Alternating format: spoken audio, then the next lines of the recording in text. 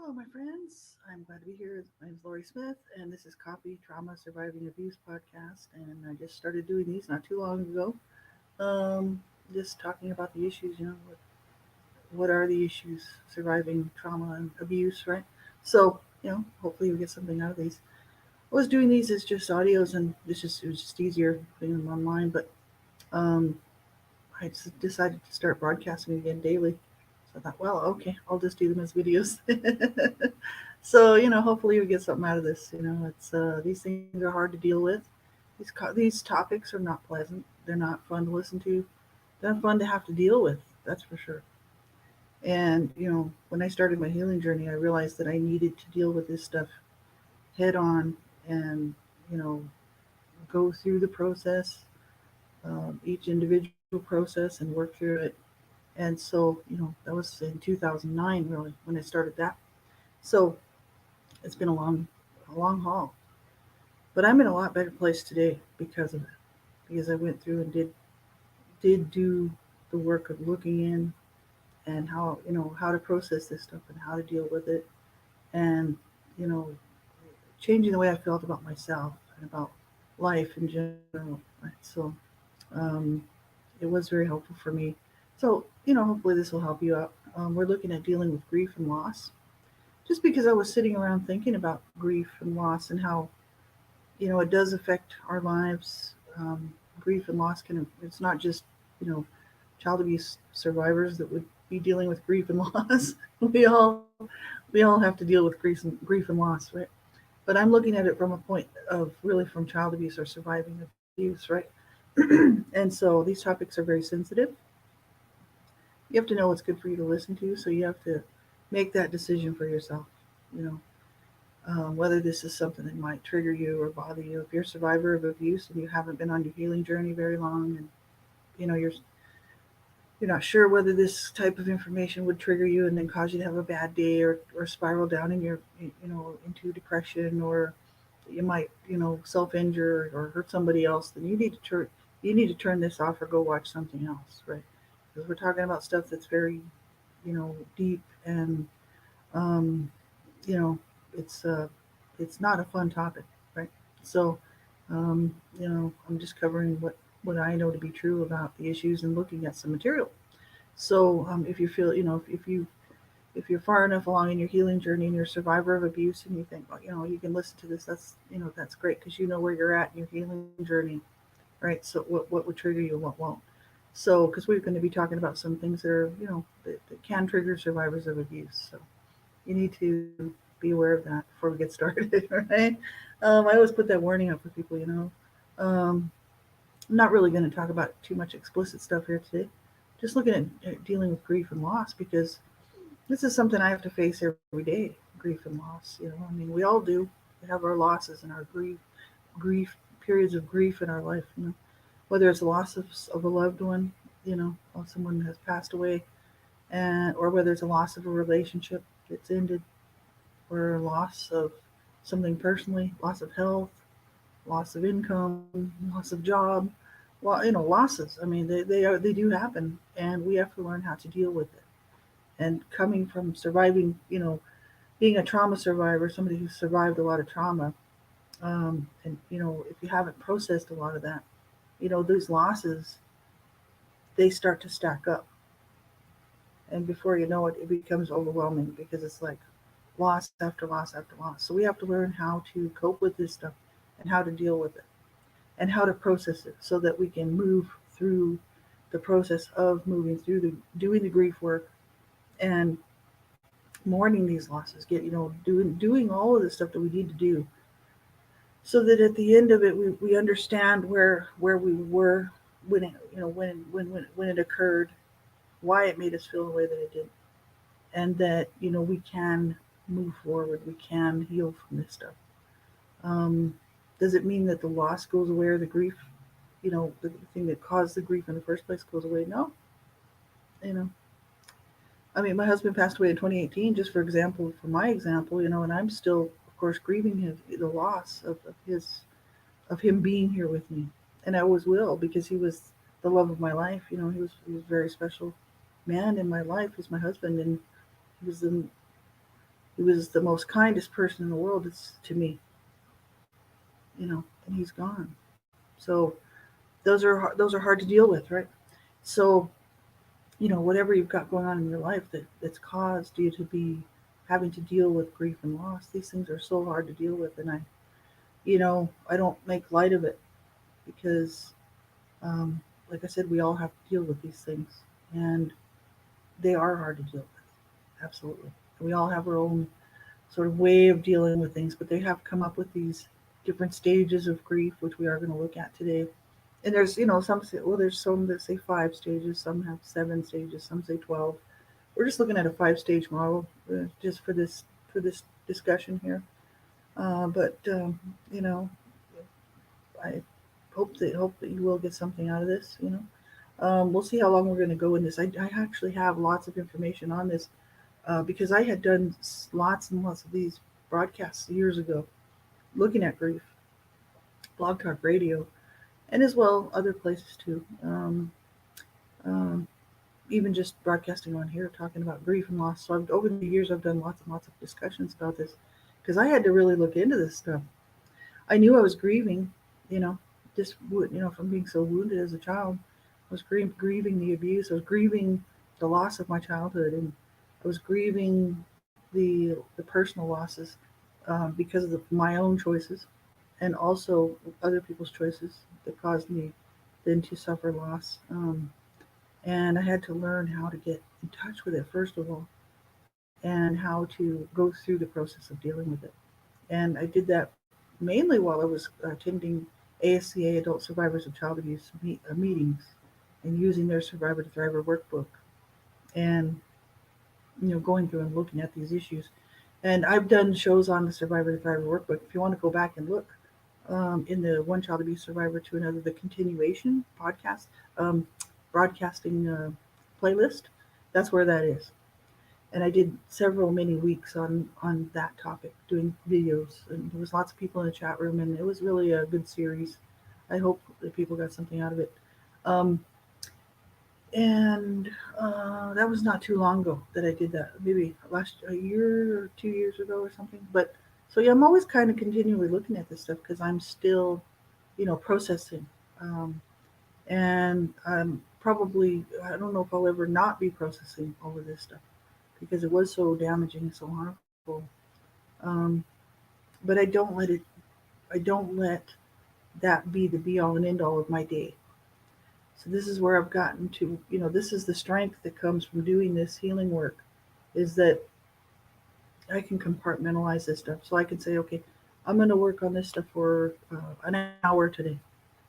And I'll find the materials that I need. I'll get it all set up, and I'll do the healing work on it, and I'll devote some time to it, an hour or two, whatever, and go through these things and process my feelings and allow myself to really understand, the situation, why I felt the way I did, why I feel the way I do now, and how I can learn um, to manage my emotions better on that particular issue, whatever it is. So, because these things hurt, they really do. And, if I don't want that to take up my whole day because I'm busy doing other things, living life and actually enjoying it. You know what I mean? As much as it's hard and that, things aren't perfect and we're all struggling. I mean, everybody's struggling at some point in their life, if not almost all the time. Life is a struggle. It's a series of struggles that we have to keep going through, you know and we have to learn how to deal with them. But in the meantime, I like to have fun too. Like I'm learning how to play guitar, and I'm working on songs. This week I'm working on 2 songs, and not writing my own music. I probably could, but I'm too busy doing other things really. It's I'm just trying to learn how to play guitar so that it sounds good, and I can strum some songs and play some songs. It's just what I'm doing. I love the guitar and I love to play, and I love music. So I don't want to be depressed and thinking about my grief and pain all the time. You know what I mean? So I don't. I just compartmentalize it. So if I know, for instance, if something comes up and I have a thought that's sort of from my past that disturbs me, disturbs my peace, I can tell.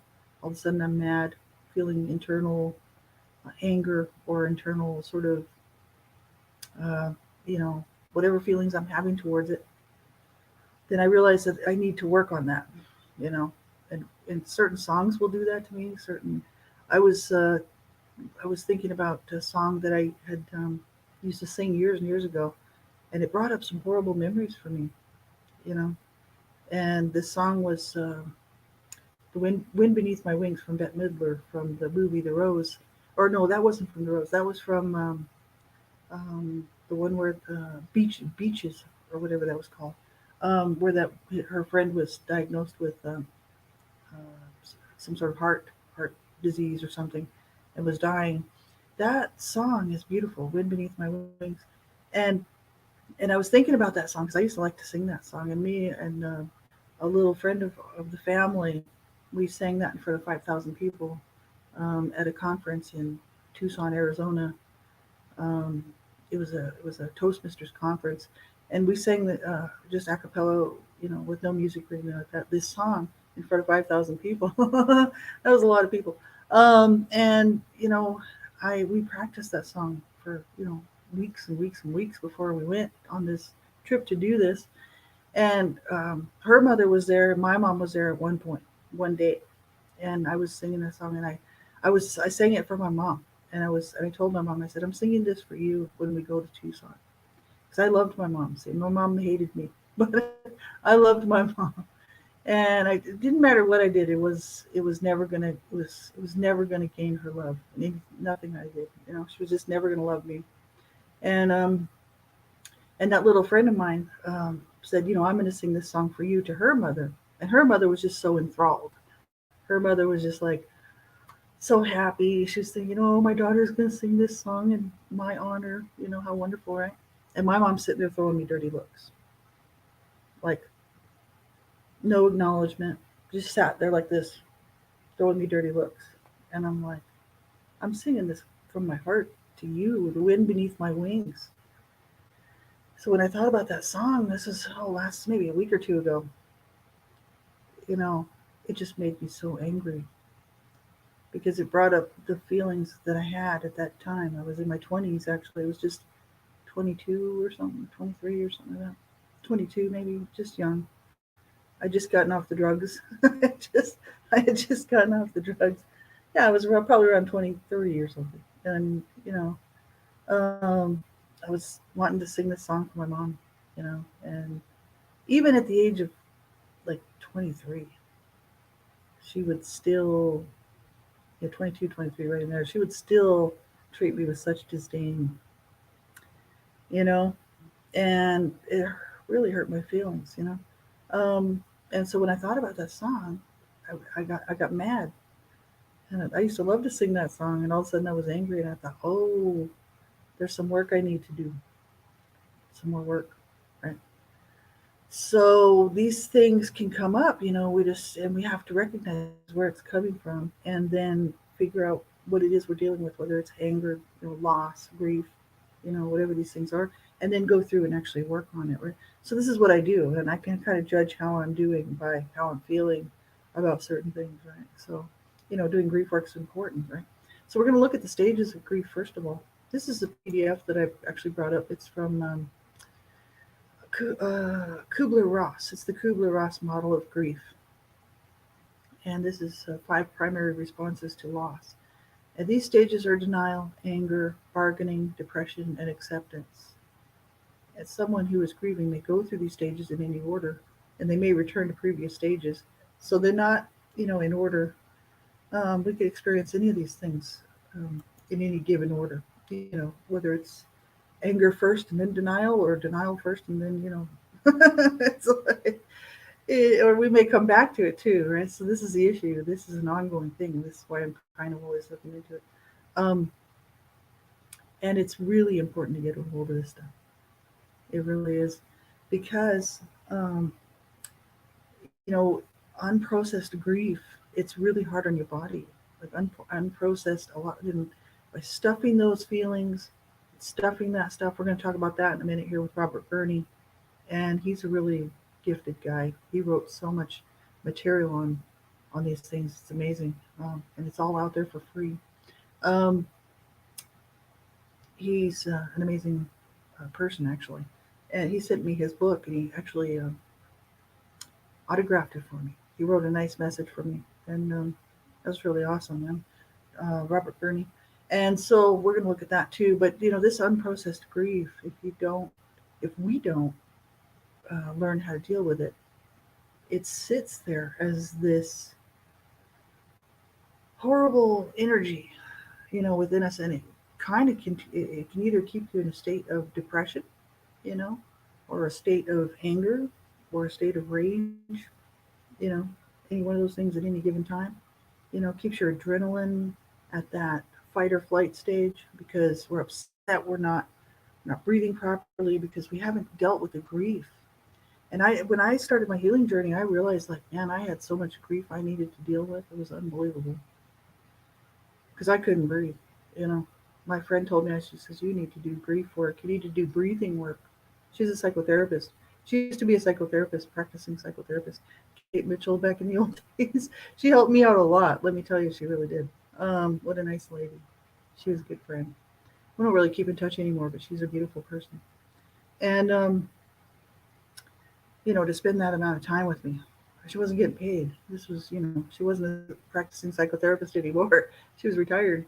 And here she is doing this just for me as a friend. Right? So it was very cool. And, she's like, you just don't breathe.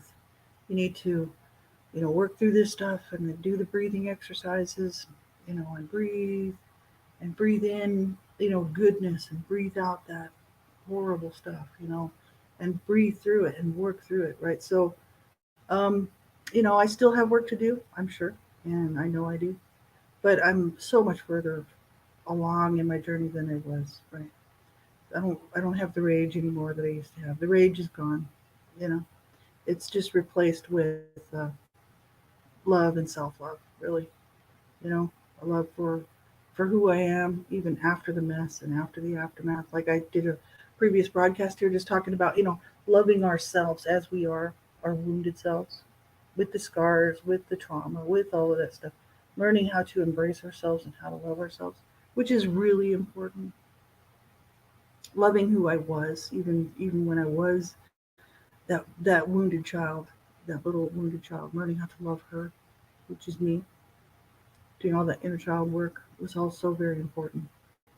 So that I can then have a healthy concept of who I am right now and be okay with it, be okay with myself.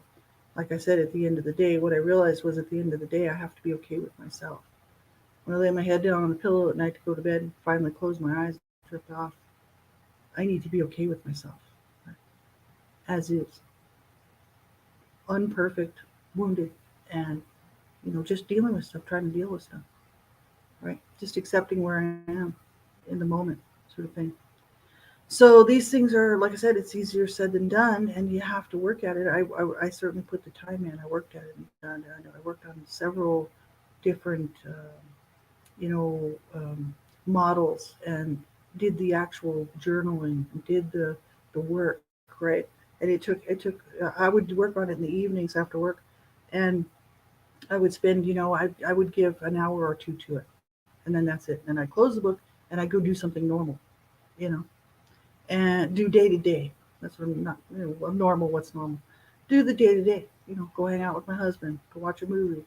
Go listen to some of my favorite tunes.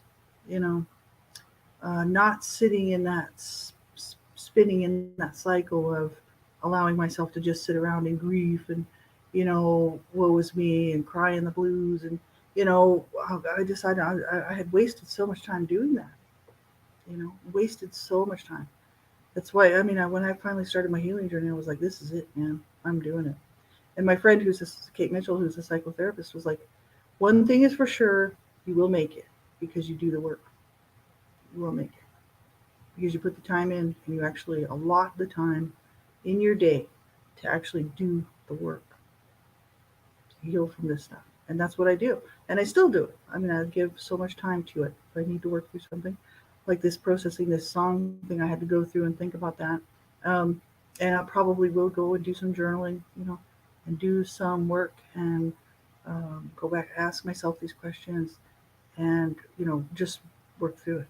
allow myself to feel the feelings, but not be in denial about it and not push it down. Because that's what I used to do, is just push everything down. I called it, back in my Bored in Hell video series that I did, um, putting it in a drawer, because that was a good, that's the way I could describe it. Because I just stick everything that I didn't want to deal with into this drawer, and I would close the drawer, and I'd turn the key, lock it, and put the key away.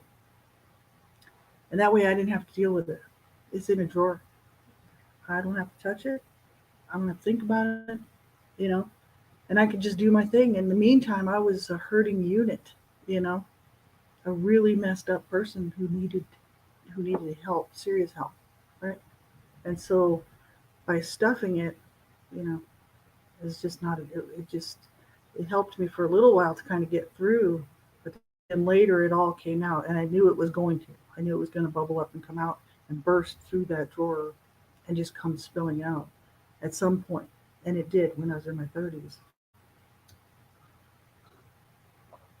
Thir 11 years before my last suicidal ideation, suicide attempt thing, you know, this has had a huge, profound, horrible effect on my life.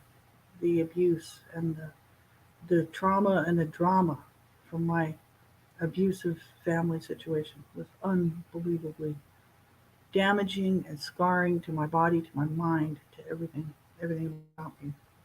And I knew if I was going to heal from this stuff, I was going to have to look at the root, get down to the root of these issues, and look at the whole entire thing and piece it together and piece, my part into it, and and then take responsibility for my own part in it and my own part in my own actions as an adult, and inability to do life, and why that was the way it was, and why I was suicidal for so long, you know, and get a grip on these things, and it's hard. And I did a lot of it by myself. I had some help from my friend Kate Mitchell. Some of it was getting help through the ASCA, Adult Survivors of Child Abuse. Some of it was working with the SIA, Survivors of Incest Anonymous. And so I did work with several groups, use their programs to help me out. So I didn't do it all on my own. But at the end of the day, I was on my own here and doing my stuff here, and working on this stuff with the books and the manuals, and reading the stuff and allowing myself to feel it, journaling, drawing pictures. There was several websites that were very helpful that gave tips on how to process grief and how to cope, and what you can do for anger management. And I did a lot of work on anger management. So it's been a long haul, you know. But here I sit today, feeling very comfortable in my own skin, and it was a great realization to realize, like, hey, wow, I feel pretty good, really. I mean, even though life isn't perfect, and there's never will be, um, I'm okay with who I am, you know, and that's a good feeling to come to, from coming from somebody who hated myself, literally hated my very existence, and to be able to then say, you know what, no, I'm cool, I'm happy to be here, and I'm glad, I accept myself as is, damaged goods, but hey, I'm getting by the best I can, and learning how to open up and share love. And I'm still very cautious with people. And I don't tolerate too much from people, unfortunately. I really don't. I have a very short little, my boundaries are very tight. So, I really don't mess around with people that kind of screw with my boundaries. I'm like, see ya. Screw with my boundaries, you're gone. Yeah. Because I have really, really strong boundaries because I know who I am. And if people aren't willing to be honest with me and just, treat me on an honest level, then off they go, right? Because I just don't have time to mess around with people that are just going to drag me down into the mire again, right? And it's like, no, I'm not going back there. So it's good to have boundaries and know what you will accept in your life and what you won't. It doesn't mean we have to be mean to people, but it's just a matter of saying, you know what, am I going to allow this in my life or am I not? How is this making me feel? And I think, a lot of people haven't worked on their trauma, and a lot of people have not dealt with their stuff from their past. And as a survivor of abuse, then we have to be very cautious about relationships with people like that because they haven't worked through their stuff. They think they're fine, you know, and they're either codependent or they're narcissistic or whatever it is. And if you've done the work and you've done the healing work, you can see through that because you're like, ah, no, I can't. I don't want any part of that. You know what I mean? So you have to do the work. It's really important. If you want to heal and you want to overcome these things and learn how to deal with the grief and the trauma and the losses, then you have to do the work and learn what these things are and learn what codependency is, like toxic codependency. Learn what narcissism is and learn what all this stuff is because a lot of times we're doing that stuff ourselves so we can help and fix it, right? And then once you do heal from that stuff, you can recognize it in other people. And you're like, I'm not going there again, man. No, I don't hang around toxic people. And so, and that's just the way it is, because not everybody's done the healing work. There's a lot of wounded people out here. This is why I'm doing these broadcasts. Because, I mean, I can be doing other things, but I realize like there's so many people out here who are wounded and just somebody may come across this and just be like, wow, well, here's somebody who actually understands, you know, that it's tough, it's hard, and it takes a lot of work to heal from this stuff. I mean, you can go through therapists, psychotherapy. If that's the way you think you should go, then that's what you should do. I wanted to avoid that because I wanted to make up my own mind about how I felt. I didn't want somebody telling me how to feel. And so, whether I should be upset about the abuse I suffered, because a lot of times these psychotherapists and counselors, if they haven't dealt with, excuse me, with child abuse stuff, they don't really know how to help you. And a lot of times they'll try to make it look, they'll gaslight you. Oh, you know, maybe it wasn't that bad. Maybe you should just like kind of get over it and forgive and move on. It's an easy, it's a pat answer. It's an easy answer. It's like putting a band-aid on a gaping wound, right? You got this gaping wound that's just bleeding and pouring out, and if you don't get tourniquet on there, you're gonna die, you know. And they go and they put this little band-aid on there. They take the peel off the paper, they peel it off, and they stick it on there. There you go, nice little band-aid for your gaping wound that you're gonna bleed out from and die here shortly, right? It's because they don't know how to help you. You gotta find if you decide to go the route of a therapist, psychotherapist, something like that, counselor, you need to find out whether or not they actually know how to help people who are survivors of child abuse. And your specific kind, whether it was physical abuse, emotional, psychological, sexual abuse, spiritual abuse, all those different child abuse stuff, you need to find out if they actually have experience dealing with those things and actually understand how deeply wounding it really is so they can help you. Right? Very important. So we'll get right into this. I want to look at the 5 stages of grief, and like we said, they're denial, anger, bargaining, depression, acceptance. Denial is this can't be happening. This is the Kubler-Ross model. So denial, this can't be happening. Just being in denial. Individuals may refuse to accept the fact that a loss has occurred. They may minimize or outright deny the situation. It is suggested that loved ones and professionals be forward and honest about losses to not prolong the denial stage. Sometimes people are in denial, you know, because that's their protection measure to be in denial. It's kind of like, well, if I don't acknowledge it, then that means it didn't happen. If I don't acknowledge that this is hurting me or this is a problem in my life, then I don't have to deal with it. Right? I know lots of people like that. My sister's like that. She's in total denial. And she just pretends like everything's great. Oh, it's all good. You know what I mean? And she's 6 years older than me. She saw a lot of the abuse that when I was really little and the social workers were got involved, and there was a lot of horrible abuse going on. She was part of that. But oh, it's fine. Everything's fine. That's how she holds herself together. And if that's and I a friend, my psychotherapist friend Kate Mitchell, said, maybe that's the only way that she can do it is to be, dissociative, to be DID, to be to she didn't go through that. That didn't happen. You know. So then she can't acknowledge my pain, right? Because I'm being honest and real about the whole thing. And it's like, wow, okay, no support there from my older sister, right? who used to beat on me because my mom let her. My mom actually encouraged it, because she then I was getting beaten up by my sister and my mother, right? So my mom was like, "This is good. I like this." So my mom wanted to destroy me, right? So that's a fact. So these things are hard to deal with. Are we in denial about something, right?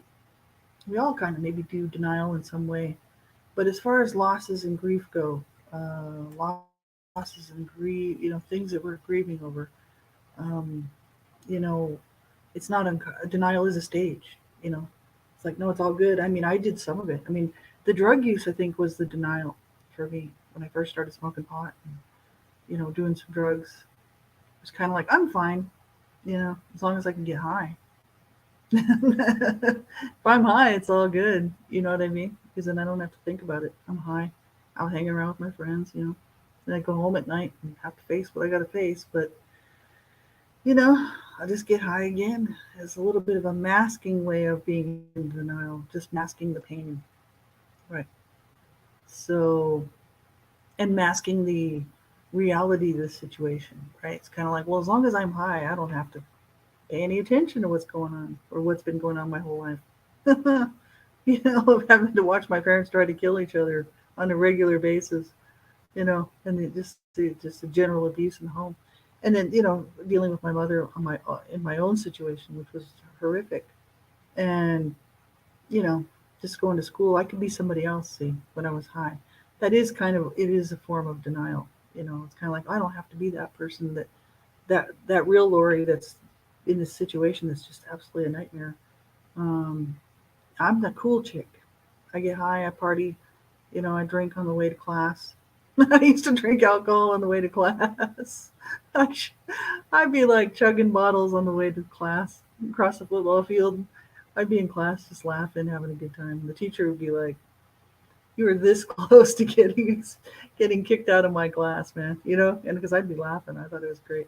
Um, that was just me, and all the kids thought I was funny. You know, this was in high school. And I mean, people thought I was a little crazy. They sort of stay away from me because they were like, "She's absolutely insane." I'd just be so high. I didn't even know my locker number. I couldn't figure out where my locker was. I couldn't figure out what my locker number was even when I got to my locker. I was just so stoned all the time and so high, And then I started doing heavy drugs, after that. So, you know, that was a form of denial basically. My way of doing it was like, you know what, I can be somebody else. I'm i'm the other party chick that can handle all this, you know because the real Lori was crumbling and devastated by the abuse, but this other Lori, this party chick that does drugs and drinks and parties, and she's tough, she can handle it. So that was the alter ego. Whereas my sister kind of, she did a few drugs and she smoked some pot, but she really wasn't into it. She was kind of doing it straight, but in her own way, in very much in denial. Like she's somebody else. Like I think she's two or three people. I wouldn't doubt my sister. I think she's DID, but um, I haven't. She hasn't been diagnosed DID as far as I know, but maybe she has and never said anything, right? So whatever. She's a beautiful person, and if you met her, you'd really like her. Like me and her don't get along, but that doesn't mean she's not a good person. Like she's a decent person, and I think she means well in life, um, and she's funny, and she's just we have the same exact voice. So as you hear me talking, if she was sitting here talking, you would pick it up. You'd be like, oh wow, they do. They sound exactly like twins. We have the same voice and we talk the same way. So my sister and I, when we talk to each other, it's like talking to a mirror, almost, because it's really weird. We're not twins. She's 6 years older than me, but for some reason we spent a lot of time together as children. So we're the same type, So she's a lot like me in many ways. I'm a lot like her, but we just don't get along because pretty much because I'm not tolerating her crap anymore. You know, she at the age of 41, she's threatening to beat me up. She's like 3 inches shorter than me and smaller than me, and I'm bigger and I'm a lot stronger than her. And I'm like, you're threatening to beat me up now? I can kick your ass. You know what I mean? Like, and I told her that we were on the way to my sister's funeral, Irene's funeral, when my sister tells me she's going to beat me up. You know, you know, I'm like, I don't have to take this from anybody anymore. I'm not that little girl you used to beat up anymore. You know what I mean? Like, I'll take you on. And that ruined our relationship right there because I put my foot down and I was like, that's the last time you're going to threaten me with physical abuse. The last time. If you really want to go around here in California while we dump Irene's ashes out in the ocean, in the gas station parking lot, let's go. You know what I mean? Because we had parked, we had to get gas. And my brother-in-law was driving us to go take my sister's ashes to be dumped in the ocean where she wanted to be placed after she passed away. And here's my sister threatening to beat me up. And I was like, you want to go? Let's go. I jumped out of the car. I'm like, I'll take you on right now. I will kick your ass. I'm bigger than you. I'm stronger than you now. You can't beat me up anymore. This is how sad it is with abusive families that, here's my sister. She's 46, 47 years old. I'm 41. And she's still wanting to beat me up.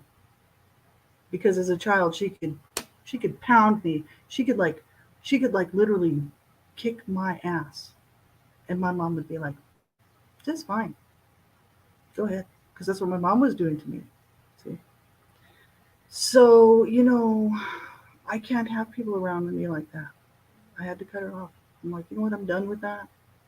I'm just completely done with that. My brother in law was a witness too. She said that I had said something that I didn't say. She twisted my words. She said that I told her something that I absolutely did not say. And I said, no, you did not hear me correctly. I did not say that. So, this is what that whole thing started from, was just something I said. And all of a sudden she wants to kick my ass and I'm just this horrible person. And I'm like, this is how she is. This is how my sister is. She doesn't deal with reality. She's living some other reality. I'm like, wow. I can't deal with that anymore. I really can't. So I had to cut her off. And it was best for both of us because this way we're not fighting, right? And it's too bad. It's really too bad. That's the way it is. And she even said she knew I was on my healing journey and stuff. She's like, I wish I could be on a healing journey, you know. And I'm like, well, you could. You can be on a healing journey anytime you want. You can start one. We would need family counseling. We would need sisters counseling if we were to get back together because I'm not doing that anymore, you know. And I already owned up and apologized for all the stuff that I had done to her, but she won't do that for me. So I'm like, hey, I apologize to you. I expect the apology back to me. And she refuses. So I'm like, you know what? Bye. See you later. I'm doing me. I'm doing life, and I'm having a good time. Praise God. So, that's just the way it is sometimes. You can't mend these things. If they mend, they do. You can't force it, right? And so it's so tragic. This is the grief and the loss. These horrible things that even so many years later, the families have to deal with because of the level of toxicity from the past that still permeates and perverts and twists the present, you know? And it's like that just shouldn't be happening if every single party would sit down and actually be honest and be forced to be honest. But that rarely, rarely happens, right? So, you have to then be okay with who you are. In order to do that, you have to look at these things, not be in denial about it, and be real about it. What did I do that was part of this whole thing that caused part of this? What was my part in it? And what can I do to change that? What can I do to heal from that? You know, so that we can learn to accept ourselves and learn to be okay with ourselves, right? None of us are perfect, and we all make mistakes, and we all do terrible things, right? Unfortunately, even people that think they're not doing terrible things are doing terrible things. Those are the ones that are in denial, thinking that they're perfect, right? Oh, I'm perfect. I never cause anybody any trouble. It's like you've just got your head shoved up your ass is what you've got. You know what I mean? And that's the truth of it. Um, we're all making mistakes. We all hurt people, unfortunately. We all need to hold ourselves accountable, and then and be accountable, right? If we were all being accountable for our behavior, none of this stuff would happen, right? So this is the issue. So it's actually it's I guess you want to call it, it's just growing up. It's becoming a mature adult, taking responsibility for our actions. That's what my parents never did. They never took responsibility for any of the abuse, even though they were busted and brought up in court on child abuse charges. And my siblings never took responsibility for their part in it. You know, I mean, I had to be like, man, I got to take responsibility for my part. You know, I certainly wasn't perfect in the situation, and the abuse caused me to behave a certain way. It was very horrible. And so, uh, how can I heal from that? How can I move forward? Right. And if you don't have a family around you that's willing to go through that stuff, or if your family's all dead like mine, except for my sister, passed on, gone, then there's no other way to do it but to work with yourself to say, okay, I'm going to sit down and I'm going to do this grief and loss work. If you can't do it on your own, then you need to find somebody else that can help you, right, to deal with these things. Whether it's counselor, therapist, or support group like ASC, Adult Survivors of Child Abuse, which is very helpful. There's other ones out there too. That's one that I trust because it's run by trustworthy people. So, anger. This is another step, another stage. Why is this happening to me? Anger. When an individual realizes that a loss has occurred, they may become angry at themselves or others, and they may argue that the situation is unfair and try to place blame.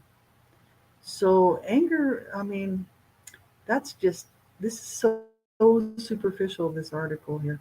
And I mean, even I went to the website and it's just like putting a band-aid on the stuff. I've actually really looked at anger. That's Dave Decker and Mike Obsatz. If you ever want to check out angermanagement.com, hopefully it's still there. The last time I checked, it was still there. And that's Dave Decker, Mike Obsatz. And they have a huge website on anger management. And it's not just for survivors of abuse. Um, it's dealing with anybody who's got anger issues for whatever reason, right? And anger is a natural, normal part of life, and we do need to be able to get angry. Anger is it's a tool to help change things that are wrong in our lives. Anger and to say, hey, this is wrong, right? Whatever it is that we're angry about, if something's not right, anger is important. But toxic anger is not. And toxic anger is where a lot of abuse happens because people get out of. It's not that they get out of control. I studied anger, right? That website. I studied it from top to bottom, every single word, word by word. I actually did a whole series on one child abuse survivor to another, looking at anger management. If you go to my website, I'm not going to do a screen share because it's just too. I rarely do that stuff, so then it would take me an hour to figure it out. If you just go to my website and you look at the top, there's under the audio broadcasts or whatever, there's a little strip bar that will come down, and it actually lists the shows. So there's one child abuse survivor to another there. Child abuse prevention is up to us. Worldwide epidemic of child abuse and human rights abuses. All that stuff is there. And if you click on that, the one that you want to look at, it takes you to a landing page that has all of my shows categorized by topic. Actually they're in chronological order just in case you wanted to watch because everything I did was in chronological order. Like I didn't skip around topics really. If I was looking at anger management, I was working on it for 6 months, and that's what I did. So I did a whole huge series of anger management stuff there.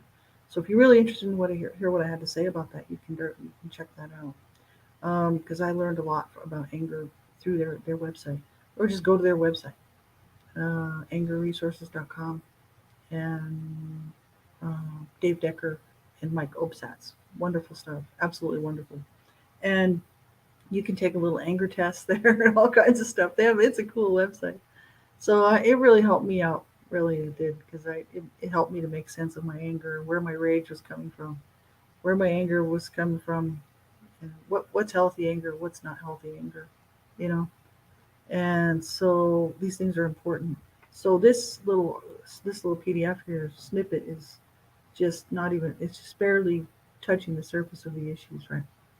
Bargaining is another one. I will do anything to change this. In bargaining, the individual may try to change or delay their loss. For example, they may try to convince a partner to return after a breakup, or search for unlikely cures in the case of a terminal illness. Bargaining, it's more than that. It's a whole lot more than that. Bargaining is saying, I will do anything for this, for whatever it is that we want, whether it's respect, whether it's love, you know, whether it's attention, you know, we even bargain with ourselves, without even realizing it. We're bargaining with ourselves quite often throughout the day, trying to put off things. It's like these little bargaining things. It's like, oh, if I do that, then I'll be able to do this. If I do that set of sit-ups, then I can have that chocolate Twinkie. It's like a bargaining chip, right? We bargain all the time and we don't realize it because they're not thinking about it in those terms, right? Bargaining. But bargaining with the grief and loss. Um, and I think bargaining, yeah, I mean, we might, how can you bargain with somebody over a loss? It's not a reality, right? Loss is loss. Grief is grief. Sorrow is sorrow. And how are you going to bargain?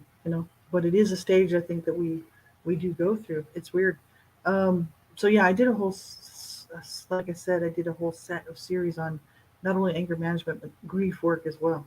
But we're going to look at Robert Burney's stuff because his stuff is really, oh, it's in depth, man. It's so in depth. He's Robert Burney, man. He really he writes so well that you can actually you can understand like what he's saying. He's very brilliant. He's very brilliant. So we're going to look at that next Monday. We won't have time today.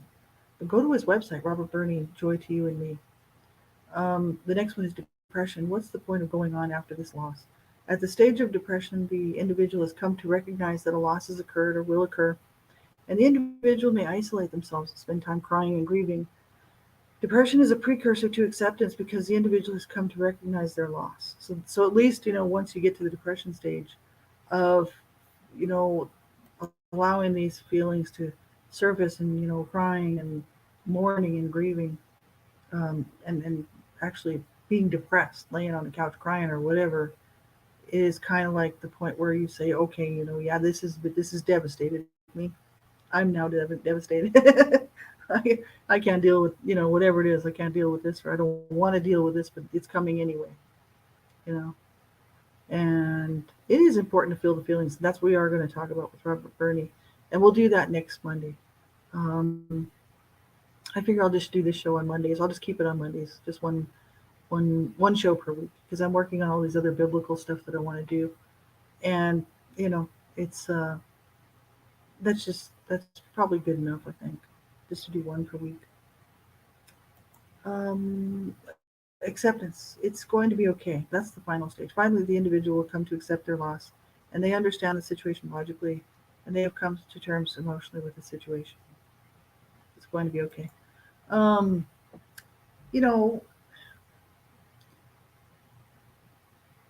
I had a friend, that friend Kate Mitchell, the psychotherapist friend of mine. She told me that she's like it will be okay.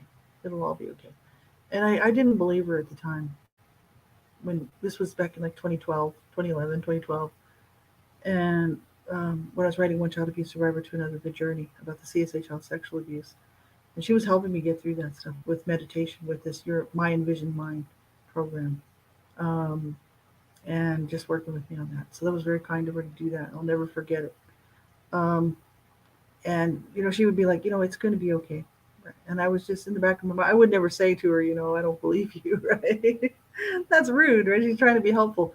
I would just take it with a grain of salt. Like, okay, well, you say it's going to be okay. And then one day I woke up, and this was, years and years later, because this is going on 10 years ago now. This is probably 3 years ago or something, where I realized, you know what? Yeah, it is okay. She was right. It's going to be okay. I didn't like that, at first, because it's kind of like, man, it's not okay. This is horrible. And it's not okay what happened to me. We don't have to be okay with the abuse. That's why I always make a point to let survivors know that abuse is not okay. You know, we have to be real and honest about this stuff. Like, it's not okay what people do to other people that causes this horrible stuff. It's not okay. Abuse is not okay. Never. So in my mind, I thought, how can I be okay? With after all of this stuff happened to me, how can I possibly even think of being okay in this situation?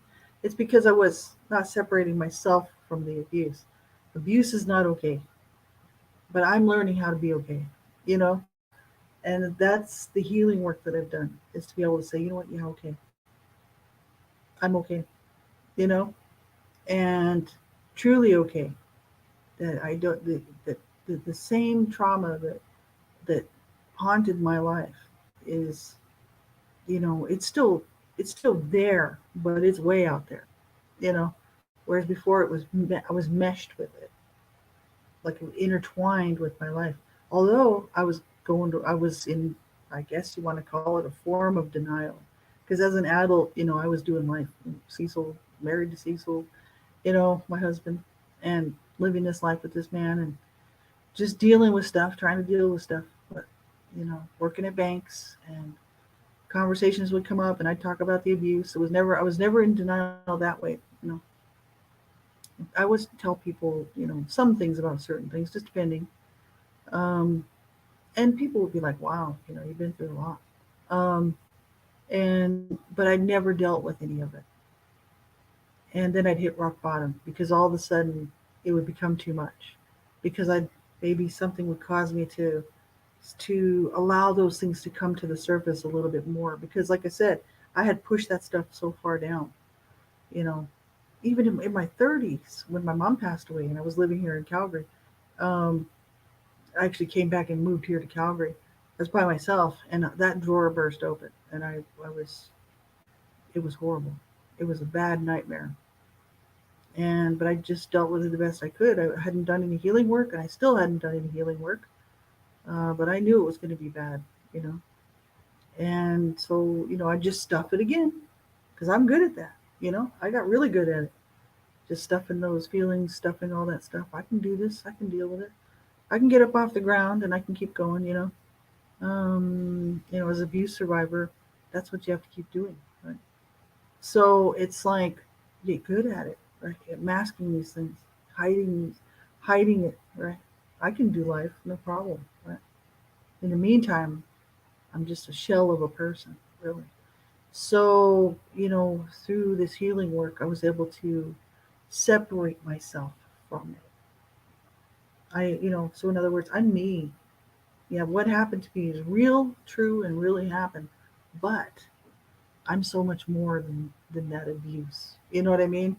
Like I'm finding myself, my real self, at a late age in life, right? I would hope that you wouldn't wait that long if you're younger and you're a survivor of abuse. I would hope that you would not wait as long as I did to make those decisions to get help, so you can find your real true self apart from that abuse, the one you were supposed to be. That abuse never should have happened, right? Unfortunately, you can't go back and change the past. And that's what I realized when I started my healing journey. I was like, man, that was a big part of it. I was like, I can't change the past. So what I'm going to have to do is learn how to be okay with me in the now, in the here and now. You know, because certainly can't go back and change the past. All those, all those things were true. They happened, and what am I going to do with them? Right. So that's the healing work, right? Is learning where to put this stuff and how to deal with it and how to go forward, right? So I just wish you all the best. I just if you can't cope, you call a crisis line. You call somebody, but you stick it out. You do not let those abusers win, whoever it was, because we're dealing with this is Coffee Trauma Surviving Abuse podcast, right? And so if you were abused, you do not let that abuse win over you. Mm-mm. You don't let those abusers win. No. You win this fight. You win this battle by sticking it out.